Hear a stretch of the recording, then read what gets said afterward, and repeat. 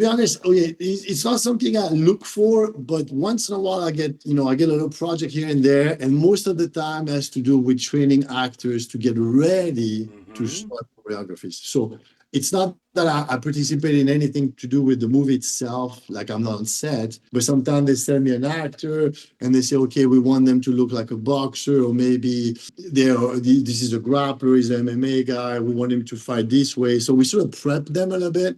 All right. But yeah, Hello, my name is Jamie Sparling, and I am the head instructor of Affinity Martial Arts and Wellness in Wausau, Wisconsin. And welcome to the FormABLE podcast. On the FormABLE podcast, we talk about formable moments in martial artists' lives and formable moments in martial arts training.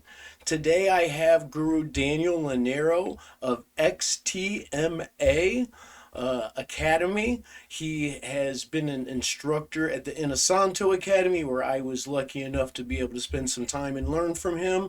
So I graciously gave him a call after Kent Nelson offered him up as tribute to come on the show. Hey, Guru Daniel, how are you today? I'm pretty good. Thank you for having me over. Yeah, it's my honor, and I really, really appreciate it. First of all, congratulations on 50 years. You're 7 days in now from that, right? That's of the 50th trip around the sun, as they say. How That's has your first week been? It's been good. It's been good. Not too much change. My body hurt as much as that 49. Yeah, yeah. Somehow it's like those numbers we think are going to have this drastic effect, but it's really all measured in like, yeah, 49 and I don't know, relatively the same. I just turned 50 myself, and sometimes I find myself talking about it, and that's when it starts to hurt. You know what I mean? Just a little bit at that moment. Also, sir, you just got your BJJ black belt, didn't you? Yes, sir. Yes, yes, yes. I'm very happy because it took me a while to get it. So, and if you do BJJ, it's not an easy belt to get, Yes, sir. but yeah, I feel very proud also to represent my instructor. It's a great honor. So, yeah, very happy. That's great. Guru Daniel, could you tell us a little bit about your martial arts background and your history in martial arts and your journey? Okay, yeah. I started seriously to train around 15 years old in my country, Luxembourg. I started with ninjutsu. Back then was pretty popular in the 90s. And my instructor back then was already studying JKD and Kali on the Guru, doing seminars, right? Guru was traveling to Europe already. And so here and there, he'll mention about Kali, he'll mention about Bruce Lee, he'll mention about JKD. And then I think it was after 6 months I was training, he went like, okay, we're not doing ninjutsu anymore. We're just going to do Filipino martial arts and JKD. And I was 15, so I was like, okay, sure. And I Yeah. loved it. I already heard about Bruce Lee before, like when I was a kid, I saw the movies. My brother, I remember showing me a magazine. So already Bruce Lee was in my mind. So I was like, oh, yeah, for sure. I love it. And that's how I started. And then let's see. So I trained a few years with him. I was in Luxembourg. Also, I lived in Brussels, Belgium for a while. Mm-hmm. But basically, when I turned, I think it was close to I was 17 and a half. I went to a seminar and I saw Guru Dan for the first time. I inspired at Udo Miller School. And then I saw Guru. I was like, wow, I'm amazed. And I think that was in May. That was the seminar that usually does in May. And then I saved the whole summer. And then I came to LA. I think it was in November. Really? So yeah, I worked. It was July, August, September. Saved so make some arrangement, and then came to LA, and I stayed about 3 months. Yeah. So That's I a was. I turned 18, I think, at that point because I turned 18 in June. So yeah, crazy, huh? that's amazing. I like to tell our students like there's usually like martial arts before being in the room with Guru Dan, and then there's like martial arts afterwards. Yeah, And it's yeah, not yeah. always the same thing. That's Oh, amazing. That's amazing. And so you literally you saw it, decided you were going to save 4 or 5 months, and turned 18, hit the road, and yeah. I worked the whole summer. I remember I was driving people. Yeah, I was driving. I had like a driving job. I was driving people to the airport, from and to the airport, And I saved.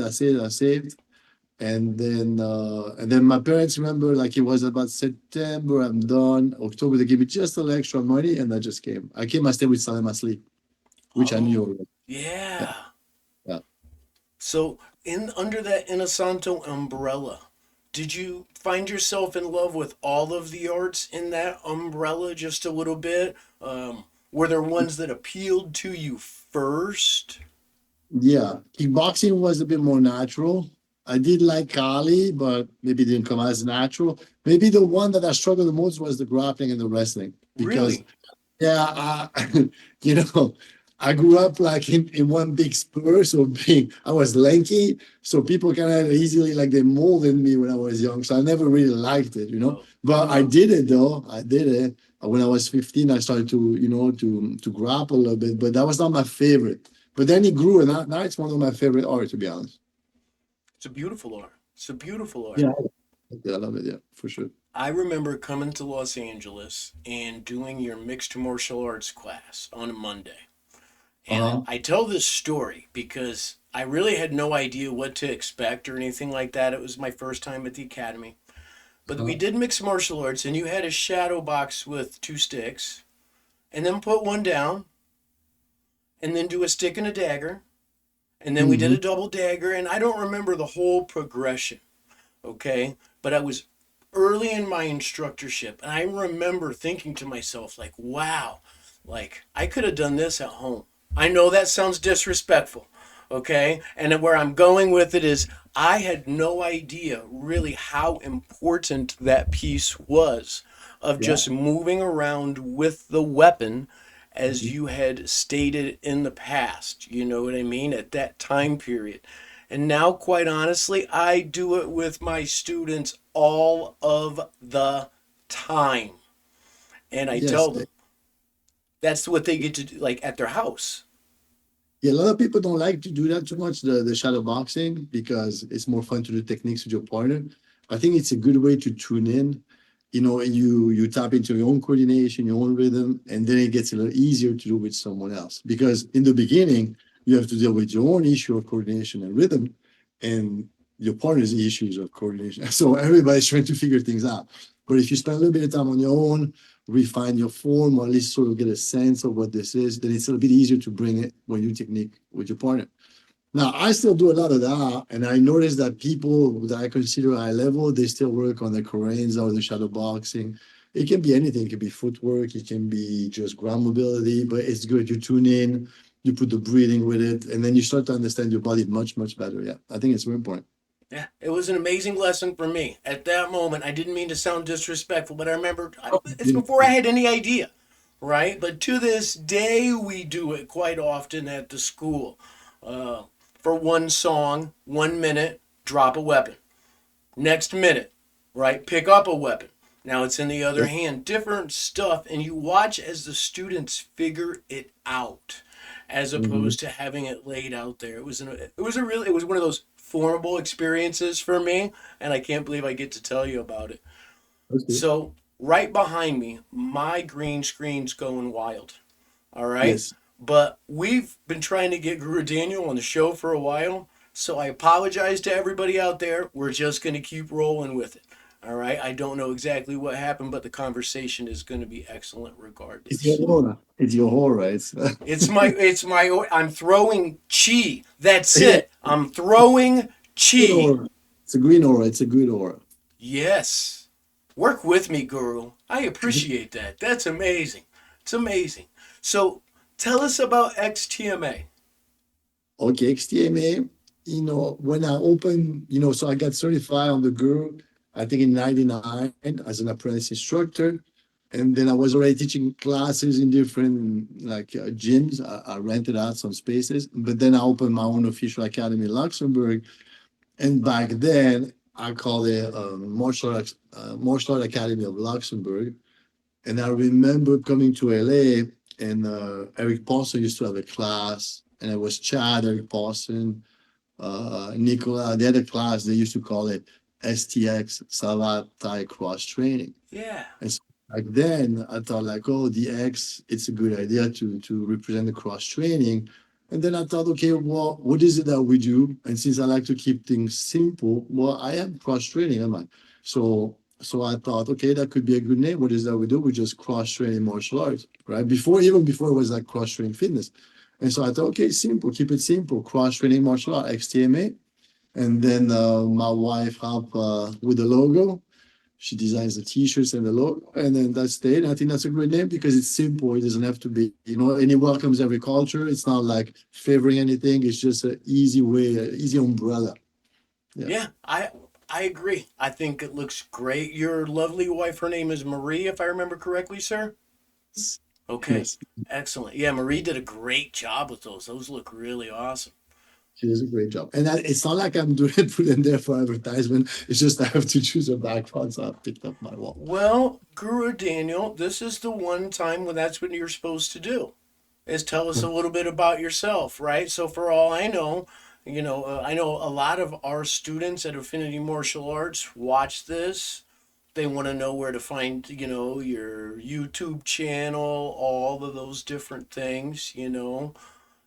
Speaking of that, so I was on your YouTube channel and I sent you a talk earlier. Yes, There were yes. so many really good points to that, but something I thought was absolutely fascinating. I was never a big Bruce Lee fan, Mm-hmm. okay? And the art, beautiful. Love doing the art, but as far as the movies, it just wasn't my cup of tea. All Okay. right. Uh, but you brought up something in regards to in Cjo Bruce's movies, he had he had a reverence for life, so he could win all these battles. Mm. But if he had to take a life, there was always a price to be paid and an extra moment of homage where you got to see that that was not the point of the Yes. whole thing.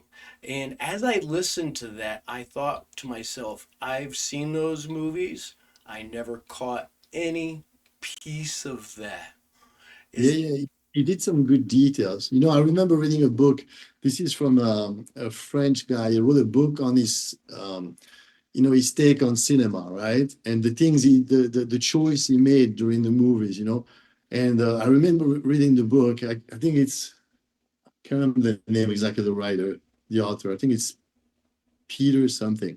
But he explains how he does a lot of subtle things, like for example, typically Bruce Lee might be standing in the middle of the screen and people would just come to him and bounce, boom, off the screen. So he's just like a center figure and just people bouncing off to him, boom, boom, boom. mm-hmm. Or there is a bunch of people in the middle and it just enters the center, poof, everybody gets exploded. And he chooses a lot of different things in the movies. Like there is even a scene in I think it's Enter the Dragon where you see the movie playing on his own in his own face. And so it's just to show sort of the idea of like narrative, movie, storytelling, and real life. They get sort of mixed together.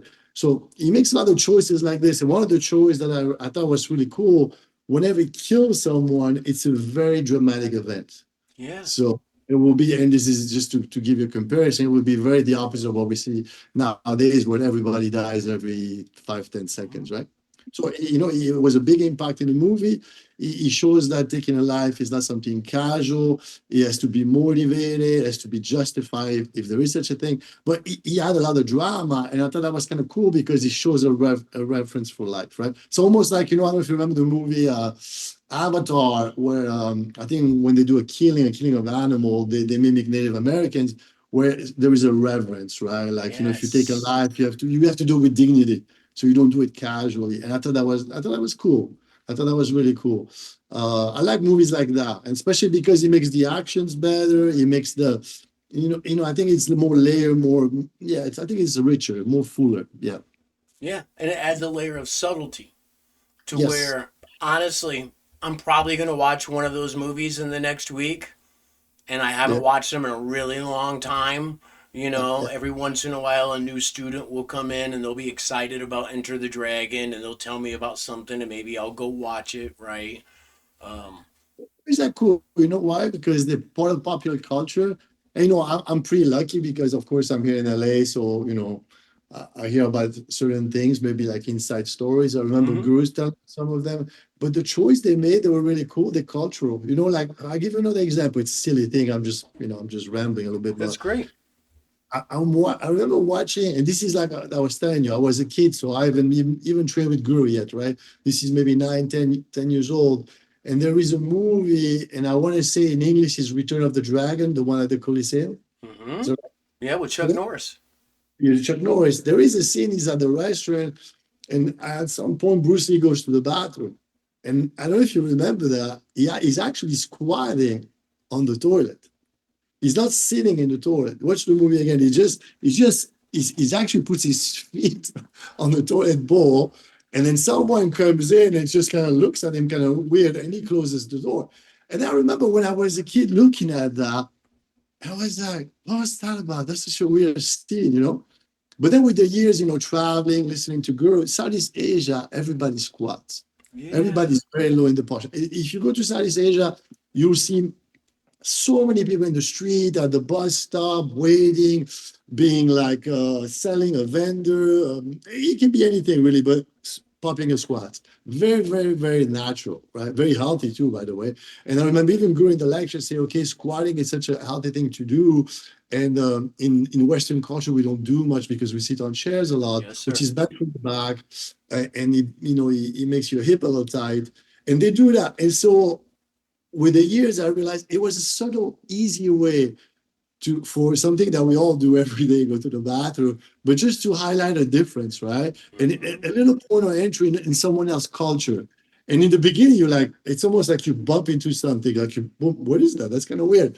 But just with the years, you go, interesting. And, beside the benefits, it's just to be entered, to be acquainted with something new, a new culture, right? Like chopsticks, spoon Yeah. and fork and knife, hitting with your hands. It's small little things, right? But you go, interesting. They do it that way, huh? And why they do it that way? Is it better? Is it worse? Is it the same? It doesn't matter, but just sticks you. It makes you leave your own culture for a second, right? You're like, interesting. Yeah. It's pretty cool. I So think it's silly things about the movies, but good choices, good deliberate choices. Very, very deliberate, very thought about it, and go like, I put a little. You didn't have to do that, but put a little something here and something there, just to kind of like, hey guys, look, there is another world out there, right? yeah.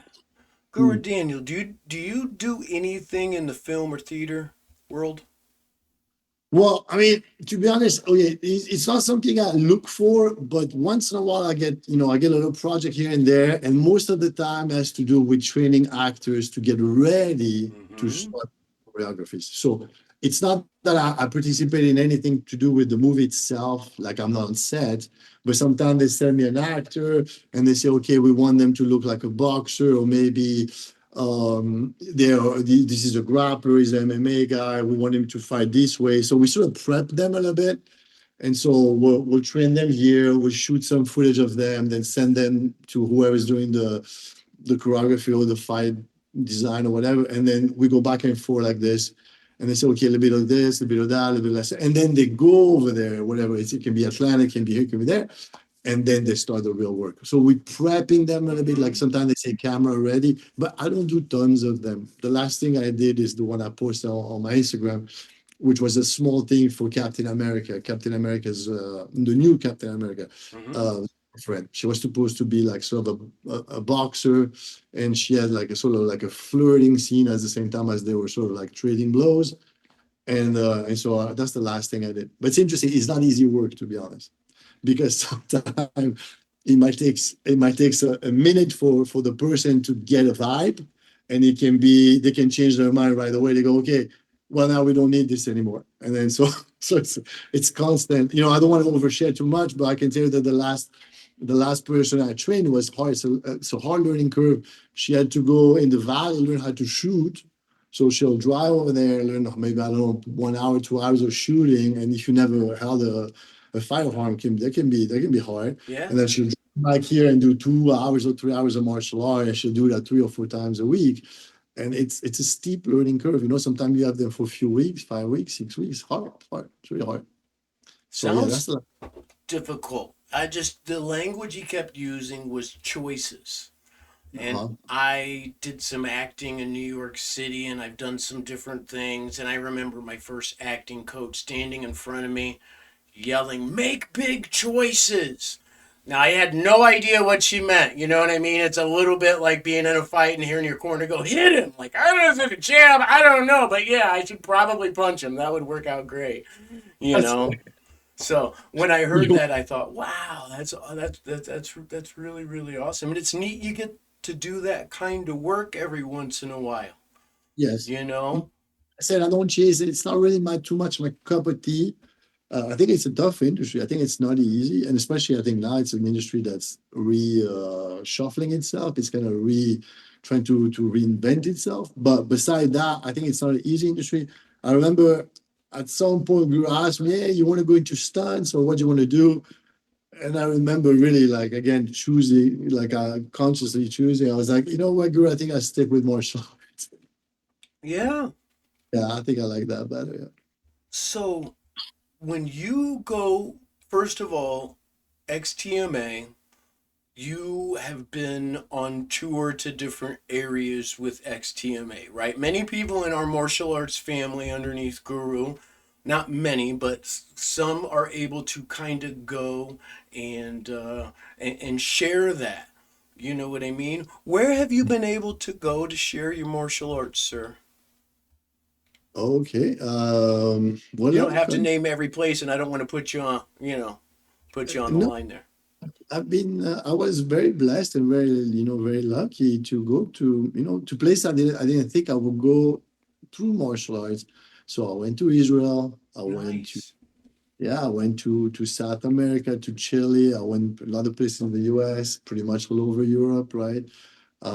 Asia. Yeah, I mean, I think I traveled now about like almost close to 70 countries, but maybe not all through martial art. But sometimes if I do a country, I'll take a little short, a little tangent, and I go to another country. Yeah, but about close to 70 countries now. Yeah, so it's not That's too bad. that's amazing. Yeah, very What? blessed. I think I'm getting close to 1 million miles of Wow. teaching martial. That's almost rivaling Sifu Joe Clark at that moment. You know what I mean? Like that. Joe, I think Joe has, I think he's got 8 million miles. I don't. I. Yes. Wow. Just to give you a perspective to go around the globe, I think it's 32,000 miles. I think it's 32,000 miles. So he's got 8 million. That's a lot. That's a lot of miles on your body too. That is. That That, is. that agree with that. I think he's got also 8 million miles, something like that. Wow. That's a lot of miles. That is a lot of miles. Speaking of that, I'm gonna try to bring some students to come see you in the great mecca of the Midwest, which is Bloomington, Illinois. I'm gonna Illinois. go to Band of Brothers, and I have never made it to train down there yet. I see them at different events. Guru Scott has come up here, and I do, or we do like an anniversary, kind of get together every summer, and he comes and does some teaching. When I saw you were gonna be there, I was like, "That's gonna be great." Thank you for coming. That's great. Yeah, I'm happy to see you guys there. Yeah, it's going to be excellent. When you go and go elsewhere to teach, how do you choose what it is you're going to be sharing? Does the host generally give you an idea? And do you notice one thing I'm really interested in, and as a traveling teacher, sometimes teaching people in a different area of the world is different cultures, different areas. How do you teach people differently? Because being that we're JKD Kali people underneath Guru, we're taught to be culturally, I'm going to use the word sensitive. It's the wrong word, but at least to have some cultural respect in Mhm. there. And it's one of the things I think that makes that family of martial artists such good damn teachers, though, too. Yeah, I think you're right. So, okay, so the first part of your question was, how do I select the material? So usually what I do, I sort of select a list of things I want to teach or Mm-hmm. that I'm working on or I can share with them. And at the same time, I ask them, what do they want me to cover? So I go where I want to go, or is there something specific you want to see, or you have some questions? And so we work that way, right? So sometimes the goal of a seminar could be like, it's an introduction, like, so you expose people that never done anything. Some people just show up, right? And then other time, or at the same time, it can be further their education. So they already know a good amount of material, but how can we can further that, develop that, or fill the blanks? Like sometimes there is a gap in between things. It's okay, can I help you? Maybe does that make more sense? It can be kickboxing, it can be Kali. So I try to work that way. So I always bring a good amount of material. It can be like different martial art or lecture, things like that. And then I go, so we work together where we want to go, and hopefully we hit the middle.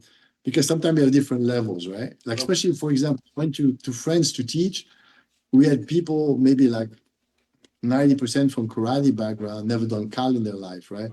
So now you have to kind of like start a little bit. It's a different place to start, right? Yeah. So you adjust that way. But the fact that I've come prepared, and then I can adapt to what they want, I think we can kind of like build it together, right? Now, to adapt culturally, that's a great point, because it's not the same. It really isn't the same, and I learned it with the years. You have to be a little bit like there is a student is a friend of mine. He's also trains with me. He's a student of mine, but he's also a very good instructor, the guru Joey Morana, and he starts the seminars with that sentence. He always starts the seminar. Listen, guys, if you don't want to be treated like a stranger, don't act like a stranger, right? And so that's something, when he said that, I was like, that's cool. Because when I go, especially in the early days, if you think about it, it's a real premise, right? You go to a country to see someone, sometimes that I never even met, and I'm going to come to you guys, and we're all going to train together, and we're not even from the same culture. It can go many ways, right? Sometimes it can be even tense if you think about it, right? It's not that easy to walk to someone else's house and be immediately comfortable, and for the relationship to flourish, right? So you learn now. You learn how to be a little bit more. So you basically you lower your expectation. You don't put your lens on everything. You just kind of go a little bit more with curiosity, right? Like, okay, let me see what this is about. Let me take this all in, and not right away make too many judgments, because I can give you so many examples of, sometimes there is just differences, and in the beginning it can look like you can take something as rude from someone else. Like I give you a silly example, but I went to teach in Poland, right? And so I'm teaching the seminar, and I think this the first day went by, and everybody's kind of like, first of all, we entered and we had like, I think it was about 60 attendees, but they lined them up. Everybody's one line, right? And as we walked in, seriously, it felt like we were like in the Russian bloc, like under the Soviet. It wasn't on the Soviet Union anymore, but it felt that way. Everybody was very like upright, and then we came in and sort of all clap at the same time, So I was like, oh, okay. And these guys were big too, big, man. I took a picture with two of the guy that they put at the door there, like sort of that like Kevlar jacket, like security people. And I'm 6 feet, but I look like a midget. I look like a little guy. And I even took a picture of how big they were. And so basically we start a seminar, one day goes in, and everybody the whole time is that sort of like that. This is how they look the whole time, no matter what I say, no matter what I do. So I go back to, after the seminar, I talk to my assistant, Frank. I go, I don't know if it's going well. I'm not sure these guys that like it, right? And so the second day, maybe halfway in, I'm like, are you guys okay? Is this okay? Are you feeling okay? And they look at me very stern. They go, we love it. I was like, oh, really? That's your face. You love it. And I was like, wow, joke's on me. And actually, to be very honest, it's just people express a different emotion different ways. And they, like I said, they were like big, like, some very square faces, but everybody had a bachelor, master, and PhD in that room. Everybody was highly educated, very friendly, very enthusiastic when you start to talk to them. So their body language was saying one thing, but when you start to know them, and I think that I learned that many ways in many different countries, everybody has just a different way to operate. So you don't want to take your lens and superimpose, just let the relationship build.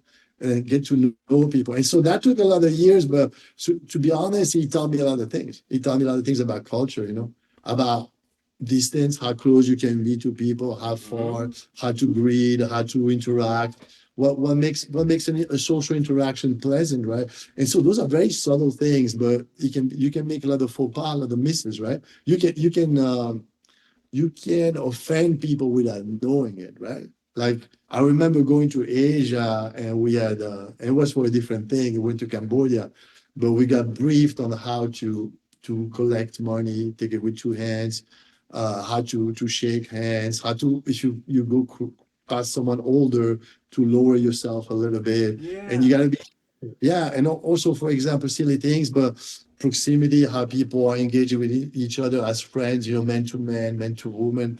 Sometimes there are certain no, like in Thailand, never touch someone's head, don't put your feet in front, like you have your feet facing someone, it's a no. Like let's say you drop a coin here, you might use your foot to stamp on it.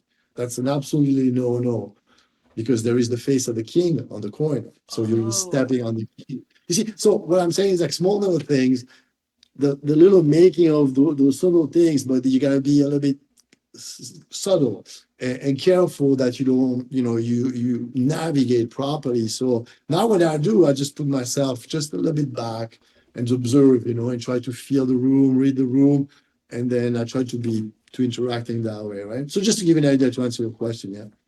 what I hear is listening is Yeah. just as important as talking, even though, I mean, obviously we're there to share information, but something being able to listen with all senses, right? And also, something you brought up numerous times was without judgment.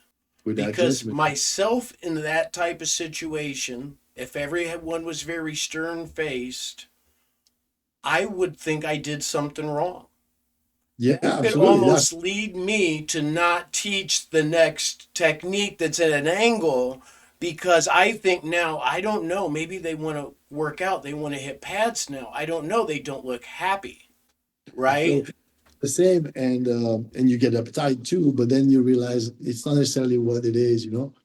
It's funny with the years. I really did learn that because it can be even here or at your gym. If someone comes and check you out, you might feel like depending on the vibe they give you. But I realize most of the people, they're here to learn. They want an interaction with you, and there might be someone a little weird, but most of the time, you just if you just relax and create a bridge with people, there is always a good way to get along. But obviously, if you put your defenses up, chances are you're gonna have a response that way, right? So you open your hands and just welcome people, and then it's on them. And I find, to be honest with you, and like I said, I did travel quite a bit. I find a lot of wonderful people everywhere, a lot of friendly people. I would Mm-hmm. say that the weird ones on the margin, it's like the 1%, maybe 5%. There is one guy that might be a little weird, but out of that, there is 150 guys that are wonderful people. So why I wouldn't base my behavior on that 1%. I'm gonna base my behavior on cool people, right? Beautiful. Absolutely. And, I mean, first of all, like martial artists, we're like 1% of the world. And for a weekend where most people are like, I'm going to get in a hammock, we're like, I think I'm going to have somebody swing a stick at me.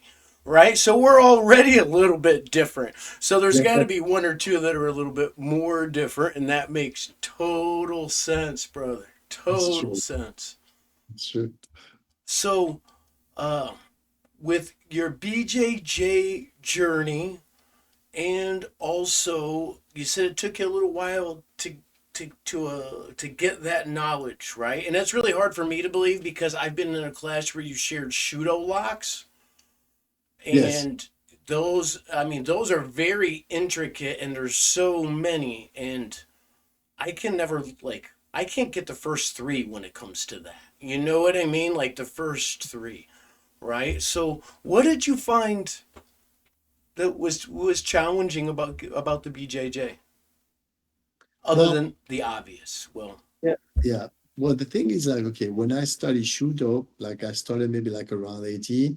mm-hmm, So there was a lot of material, there was a portion standing up, there was a lot of logs, like you said.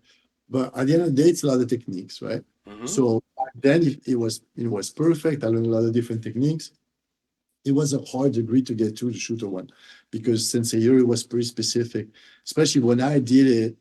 I would travel and train in my country, then come here, then train here, and then maybe you would get to take a test. So first of all, you had to train, then accepted to do the test, and you had the advanced student one, advanced student, I think it was called two. Then we had pre-shooter C, pre-shooter B, pre-shooter A, then pro shooter, right? So there was a progression. And then when I did my first test, I remember, I think it was 80 some locks and maybe 30 or 40 techniques to demonstrate. And I remember you had to do the bridge, and then you do the bridge, and you're supposed to be able to touch the floor on the other side with your nose, right? And he'll do things like he'll sit on you, or sometimes we have two people sit on you when you do the bridge. So it's quite demanding. And I remember I had an A on every one of them, but beside the bridge, I couldn't touch with my nose because my neck wouldn't get there. And then he failed me. He said, "Okay, you passed 99% of technique, but you're missing one. So you come back next year. You come back next year to take your test." I had to wait 1 year to go back to my country. I was like, "Oh, shoot." And then, so I had to leave and then, just study again and try to get the bridge right. And I came back and then he passed me. So it was a hard degree, but it was a lot of techniques, right? And also because I competed in Shuto and I kind of hurt my neck too. So I think like by 28, I think I had 12 Shuto fights, but also my neck was really not in a good place. So I stopped training.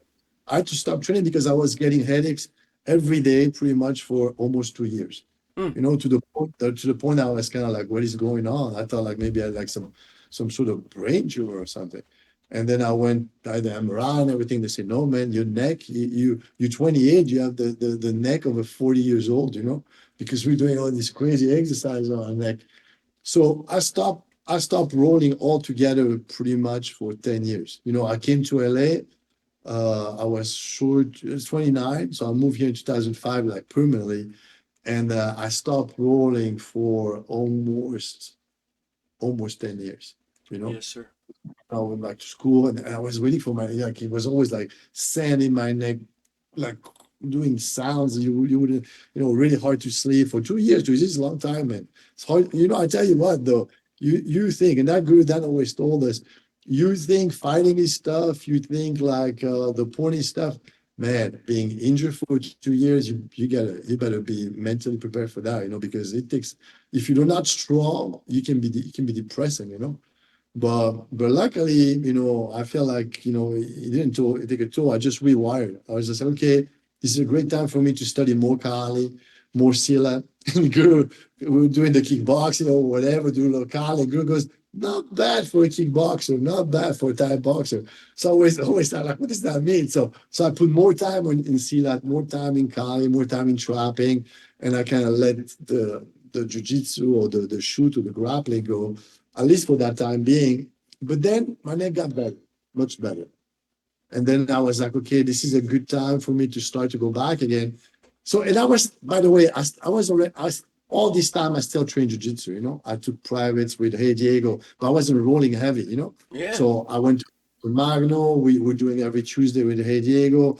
I did a little bit with John Machado, I did a little bit with Roger Machado, with Guru. So I stay in it. I took John Jack seminars every time, so maybe camp. So I did all those seminars. I learned the techniques, but I wasn't in it. Yes, And sir. when I turned 40, I was like, okay, I feel much better. I think it's a good time for me to go back to it. And since Clone Gracie's school was right here, I mean, literally 5 minutes from the Inside Academy, I thought, why don't you some of the best of the world are right here. Why don't you go train over there? Which I did. So I turned up, I think I was close to 40, turned 40. And I went to train over there. And I tell you, the first 2 years, because now these guys, they were really serious about it. So now that was hard. That was really hard because it was not so much about techniques or submission. We'll see, maybe, to be honest with you, maybe we'll see a submission or two every month. Everything else was based on position, on pressure, on leverage, breathe, all those things, right? So, man, you had skinny little guys just mopping the floor with me. And I tell you, it's humbling too, because you're like, wow, what the heck, And so, but, I like my instructor says, I put it in the bank, just put it in the bank, give it back with interest later. So I think the first 2 years, 2 years and a half was hell. And then things starts to get a little bit better. Then Professor Hickson came down because Crohn started to fight. Mm-hmm. So I started to take the Wednesday class, the Wednesday afternoon class. So now I'm there. Then Hickson Grace is teaching there. Like every Wednesday, I get an hour and a half with him. So I was like, wow, that's amazing, right? And so that lasted for about 6 months. And then that sets up the journey up to this point, right? So it's hard to tell because I had my blue belt, I tell you. I had my blue belt, I think I was 26 years old, you Yes, know? sir. And I was like, I was doing Shuto and then I did competition shoot wrestling. I think I did pretty okay against brown belt back then. Once in a while I catch a black belt, but not to the same level, not the same type of jiu-jitsu, right? So yeah, it was a good investment. Like how do you say, like it was a yeah, I had to really put myself into it for sure. I needed to hear that right now. I have been a blue belt for 12 years. And Mhm. yeah, past 2 years, I've been back on the horse and, three stripes, Great, right? yeah. But at the same time, it's hard sometimes when you're also trying to do multiple arts and maybe do the homework for this over here, over here. And when it's something that has to be contested all the time, it's Yes, hey, it's much more. Well, I think I better have both feet in the pool and be fully wet, yes. right? And I When to think, go on 4 or 5 times a week, you sometime at lunch you really have to kind of force yourself to go because it's gonna be on, man, for like at least the first 3 years. Like I built so much muscle, to be honest, because I was doing it wrong. So I just kept like trying to resist everything. So my body was aching all oh over. yeah, Then I would have started to understand, okay, these guys are not using strength. These guys are just using good positioning. Then I lost muscle, but I had better result. But the first 2 years, I was like, geez, I'm getting like some good muscles here. right. All of a sudden, you're down at the beach doing one of these. You know what I mean? Couldn't do much with those though. So, two different things, Guru Daniel. First of all, when I usually ask someone if a beginner was to walk up to them and say they're going to start martial arts. Mhm. What is something that, as a martial artist for many years, that you could give them advice that would be something that like they could do in the next 24 hours? Sometime, like in my case, like coming to be in the class where I started doing moving around and just doing carenza, right? I needed that for later in my life because I moved around a lot, and everywhere I moved, there wasn't necessarily a colleague guy, so I would kind of have to start a group. So it Yeah. started off with me in a room by myself doing a Mhm. lot of this. But what is a piece of advice you could give a beginner that would be something simple? Do you mean like someone that would come to a gym or someone at home, or what do you mean? A Like a beginner? martial arts student. Let's say I came to you and I was going to start classes tomorrow, and this is something, how I've always wanted to do this. I am ready to go. What is a piece? I mean, to be honest with you, that's why I had two guys starting yesterday. I said, just relax, just relax, just enjoy, just relax. Don't try to get the whole thing at once. Just relax, have fun, just have fun. That's part of a little bit of the list you mentioned, what Mm-hmm. you sent me, right? So what is it that you do when you enter martial arts school? One big component of it is just movement and fun. Just come and have a little bit of fun. Let the movement be pleasant and the interaction we light. And then that's a foot in the door. Because if you make it too much of a chore, too much like, oh, I have to achieve this or achieve that, it becomes a job. That's always what I tell my students, especially the one that always want to get better. I say, listen, with that attitude, what's happening is like you're here, but you're not happy to be here because you want to be better, you want to be there, right? And so Yeah. then you're gonna stress about it, work or whatever, do whatever you think you need to do to get there. And then you're gonna get there. But guess what? When you're there, you're not gonna be happy either because you want to be to the next step. And so your whole journey is just a big whole place of unhappiness, right? And I say, to be honest, flip the script and then go, no, I'm here, but I'm just happy to be here. I love what I do. I love being here, right? And because you enjoy so much being here, next thing you know, you don't realize you're moving along. And Yes, sir. everywhere you are, it's like dancing. When you go dancing, you just go for the pleasure of dancing. There is no ulterior motive than just be there dancing, right? So do martial art that way. Just go and enjoy the practice of martial art. And then the result, the outcome will, the byproduct of that will come.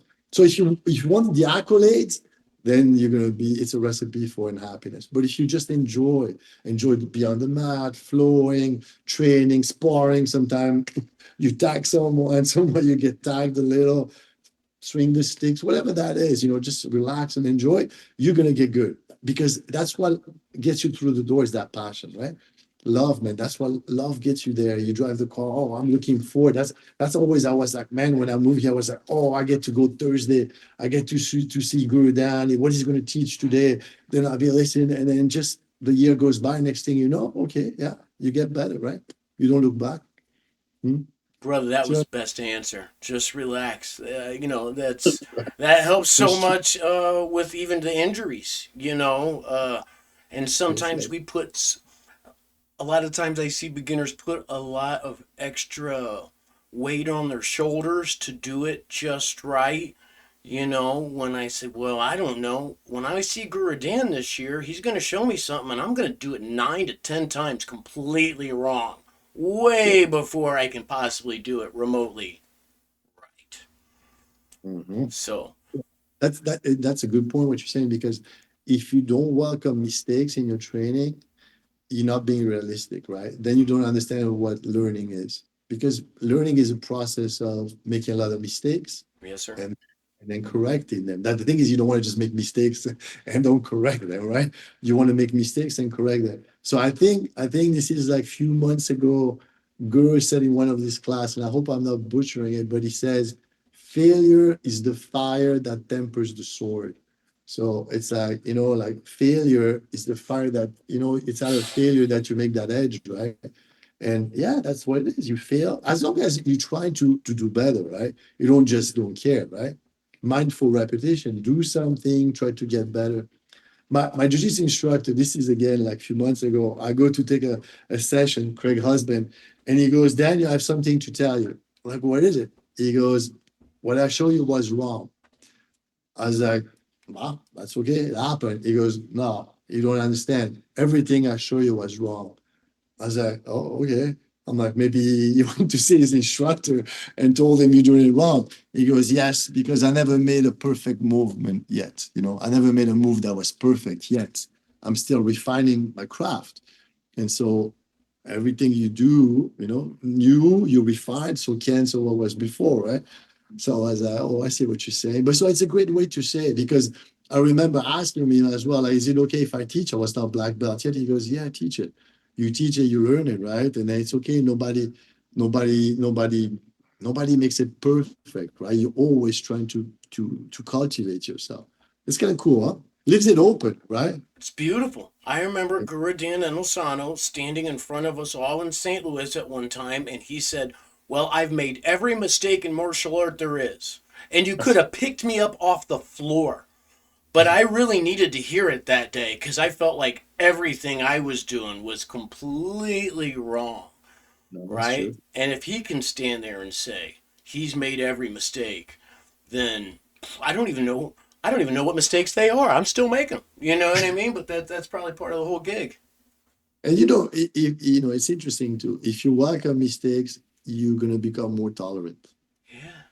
Have you noticed people that always, they always like sort of like think they're perfect, and they don't suffer anybody because everybody has to be like, but you're like the standard you're upholding people, they're not realistic standards. So so so you're like, no, I make mistakes, I welcome mistake, as like I said, as long as I correct them. And then so when someone else make a mistake, you're not gonna be like, you'll be more like encouraging, you'll be more like, it's okay. This is seriously, as I talk to you, I hear Guru's voice saying, like, it's okay, you make a mistake, that's all right, you correct it and you move forward, right? My brother used to say that to his kids. He goes, "It's okay. What's done is done, and just doesn't need to be done again. Don't do it again, and that's it. What's done is done. But just correct it and move forward. So it's fine. Yeah, mistakes are part of that. Yeah, for sure. Absolutely. Part of the process. Part of the process. Do you have anyone on, don't want to put you on the spot, but anyone that you would recommend for the podcast who has a good story? Can recommend a million people. Off the top of my head, I mean, Nicolas Signet, Greg Nelson, uh, Craig Husband, of course, Gurina Asano. I mean, every Brian Popchoy, if you can get him, Hickson Gracie. Yeah, there's so many good people out there, people that have things to say. Kenny Johnson. I mean, there's so many good people out there, right? And I have a wall there with my instructors. They're all my instructors. I'm very blessed that they are. They're almost all of these guys are 70 years old. Yes, sir. It's now I have 1, 2, 3, 4, 5, 6, 7. So seven times 7 is 49. That's about 500 years of life experience on that wall. So you need people that have lived a life and then share some of their conclusion with you, right? And go, hey, you know what? I did this, I did that, went that way. I did this and this, I went that way. So yeah, if you're lucky, you have people that can influence you, mentor you. So yeah, there's a lot of wonderful people that you can pick their brain from. I'm sure in your surrounding too, right? A lot of great people. Yeah, that's how you want it. You want it you want to share the information, share the knowledge, right? Absolutely. Absolutely. And the knowledge of, hey, we made a bunch of mistakes. If it looks really good right now, 10 years ago, that's not what it looked like. Right? And I think that's one of the really coolest things. I teach teenagers here, and I'm always there. Like I teach kids, I teach teenagers, I teach like adults. I say the teenager class is the class that's killing me. Their attitude is killing me. But then a friend of mine gave me a DVD when I was 16. I attended Salem Asli seminar, and I see myself in the background, right? Oh God, my attitude was the worst. My body language was the worst. I couldn't even look at it. I was like, this is terrible. So that's what you're saying, right? That's Yes, why sir. you need people like that. You need people like that. You need people to share. You need people to also help. Martial arts school. I told that to this weekend I was in Virginia. If you can set it up this way, it's a good way. You have to make it like it's yeast. Like, you have to make bread, you need yeast, right? So you have flour, you have water, you have salt. But what makes the bread a transformation is yeast. So you want these guys to come as raw material, but your gym should be like yeast and sort of like transform them, right? A little punch here, a little block there, a little pressure here, a Sure. little reverse. But little by little, you just through the wins and the losses, you sort of like get that humble confidence. Your characters gets developed, so it's great. So yes, absolutely. Um, yeah, you have a lot of people you can pick their brain I from for sure. appreciate that. That last statement there reminded me of when Guru would say that our job is to create an environment in which the student can learn. That's it. Well, that's exactly it. And those mistakes are just a part of it. Guru Daniel, thank you so much for spending some time with us. We'd love to have you back at another time, maybe probably before Band of Brothers, because after you actually hang out with me a little bit, you might not want to do this type of thing and talk to me much. That happens. So I don't think so. Thank you so much for having me over. I really appreciate it. it's great. I appreciate you. Folks, this is Jamie Sparling, head instructor of Affinity Martial Arts in Wausau, Wisconsin, as well as Guru Daniel Lonero of XTMA, which is out of El Segundo, sir. Am I correct, sir? El Segundo, California, not El Segundo, Mexico. Okay, El Segundo, California. That's good to throw that in, sir. Probably good. That's it. And I am not going to say I left my wallet in El Segundo, even if I do play that song, though. I do play that song. Tribe Called Quest. It's a classic. ever since I've been looking for pictures and different things and doing a little research for our conversation, there's not a day that it doesn't come up on my Amazon now. So Oh, really? absolutely, yeah, I got to get it. I got to get it.